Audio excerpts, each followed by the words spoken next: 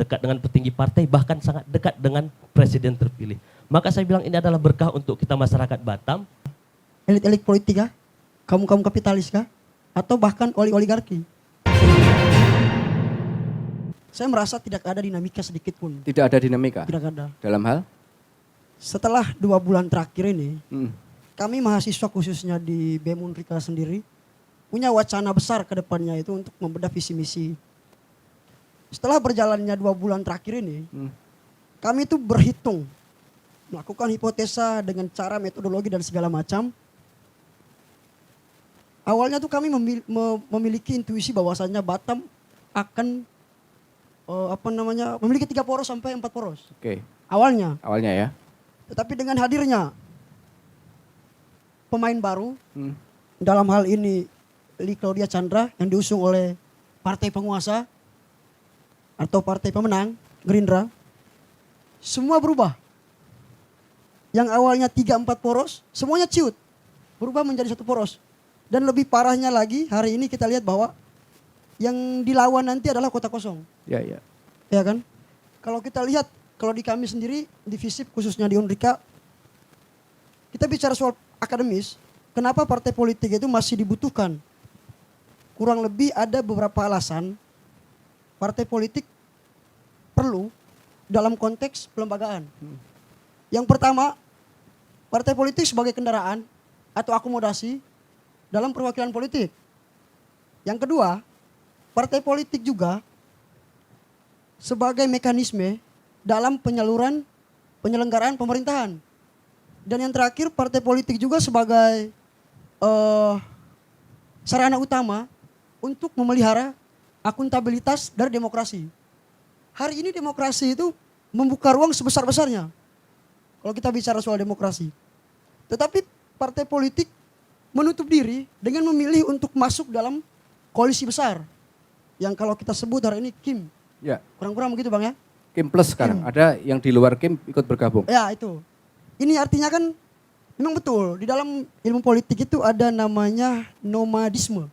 Apa itu nomadisme? Itu bicara soal perilaku politik, psikologi dari pelaku politik itu sendiri.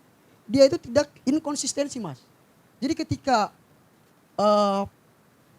perilaku itu dimunculkan, kemudian dimainkan dalam narasi, kami sebagai pemuda dan mahasiswa tidak merasakan dinamika sedikit pun. Tidak merasakan dinamika. Karena kami Batam ini cukup seksi. Ya. Tapi kalau lawannya kota kosong, apa dinamikanya? Ya kan? Jadi coba kita refleksikan kembali esensi dari demokrasi, esensinya hadir partai politik itu untuk apa? Karena kalau bicara soal akuntabilitas dalam demokrasi tadi yang saya sampaikan tadi, itu untuk ada pemisahan pengontrol antara legislatif dan juga eksekutif. Tetapi kalau semua ikut masuk dalam koalisi ini, ya toh, masuk dalam koalisi ini, eksekutif ini akan berjalan dengan sangat lihai. Ya kan, tanpa ada gangguan atau percikan-percikan dari legislatif. Ini kan kacau. Ya tadi tidak jalan terkait pengawasan tadi. Ini jangka panjang yang sudah kita anak muda pikirkan ke depannya. Ya. Mungkin itu Mas Agus sebagai pengantar dulu ya. Ya, kalau dilihat misalnya apa faktornya sebenarnya? Faktor yang mengakibatkan super koalisi ini terjadi. Kira-kira apa? Kalau dalam pandangan kita ya Mas Agus ya, sebagai mahasiswa, ini tidak terlepas dari pusat. Dari pusat ya. Pusat. Lebih pengaruh pusat sebenarnya. Sepakat. Ini seharusnya peran penting dari partai-partai politik yang ada di daerah untuk melakukan penjaringan. Oke. Untuk melakukan kaderisasi. Toh juga di dalam undang-undang partai politik kan, itu kan diatur soal bagaimana perekrutmen terkait kader-kader yang ingin masuk Apakah dalam. bisa dikatakan ketika semua bergabung itu kegagalan pengkaderan partai politik? Sepakat ya? Sepakat. Dijawab Bang Anas. Ada tidak menemukan dinamika seperti yang disampaikan oleh Odi. Ini kayaknya aktornya karena Gerindra soalnya. Yang pertama Mas Odi, saya sampaikan bahwa politik tahun ini dinamikanya itu sudah sedang berlangsung. Sedang berlangsung. Bahkan lebih seru. Iya. Kenapa demikian? Bahwa yang pertama, setiap kita bergabung dengan partai besar, ya otomatis kita juga harus memaparkan apa yang menjadi visi misi kita untuk didukung, baik di tingkatan kota, provinsi, sampai dengan di DPP. Maka hari ini belum seutuhnya menjadi kotak kosong, tapi mungkin akan sampai ke sana. Kenapa? Keyakinan terbesarnya adalah bahwa Amsakar dan Li Claudia mampu menakodai Batam untuk menjadi lebih baik. Yang kemudian mahasiswa tidak mendapatkan ruang untuk membedah visi misi.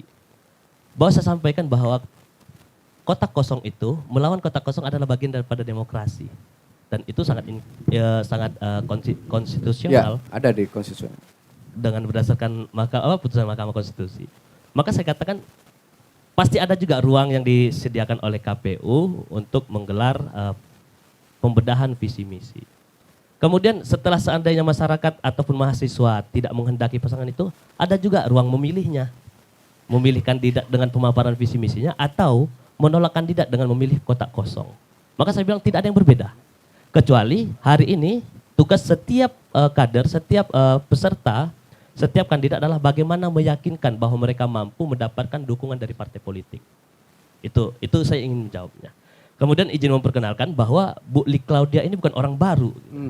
Beliau adalah putri Kepri yang kemudian kita sangat mensyukuri beliau memiliki jaringan yang kuat di nasional. Dekat dengan petinggi partai, bahkan sangat dekat dengan presiden terpilih. Maka saya bilang ini adalah berkah untuk kita masyarakat Batam, yang kemudian saya yakini, kami meyakini Partai Gerindra ketika Batam dinakodai oleh Amsakar Ahmad dan Li Claudia akan membawa perubahan yang besar. Kenapa?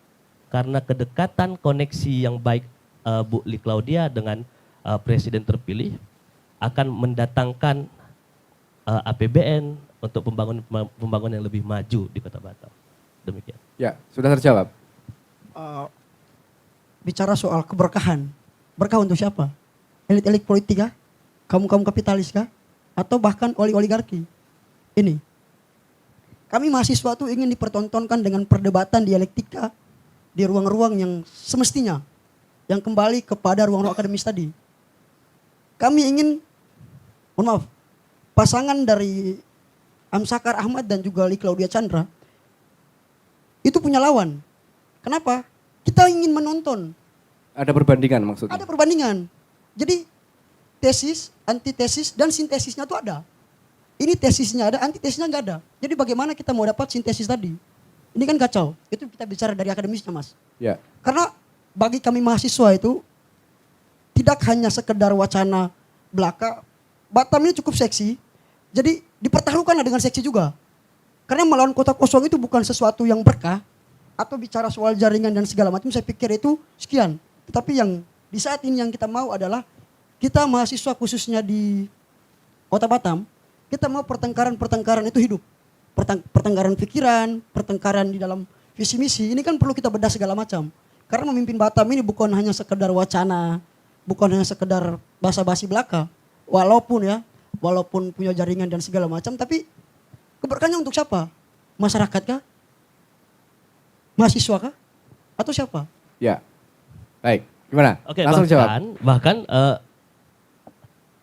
ruang diskusi itu, ruang pertengkaran itu tidak hanya dipertontonkan oleh kandidat satu dengan kandidat yang lain. Hari ini saya sampaikan bahwa Pak Amsakar mungkin, Bu Li Claudia mungkin terbuka untuk bertengkar dengan mahasiswa, bertengkar pikiran dan segala macam. Ya. Tapi hari ini saya belum dengar mungkin dari mahasiswa mengundang Bu Li Claudia untuk bertengkar pikiran.